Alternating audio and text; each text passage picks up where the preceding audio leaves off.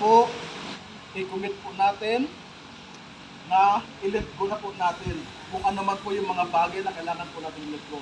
Mag-reflect po tayo sa ating pong mga sarili. Baka may mga bigat pa kasi, baka kasi mayroon pang unforgiveness sa buhay natin. Baka mayroon kasing mga bagay na nakakulong pa, kumukulong sa atin. Ano po, from the past.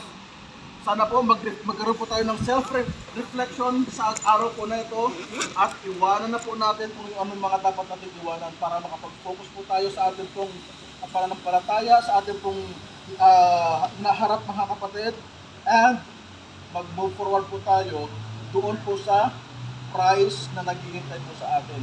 Sana po ang i-goal po natin, yung sasalubungin tayo ng Panginoon, di ba, nasasabihin niya, well done, thou good and faithful servant. So mga kapatid, I hope and I pray na yung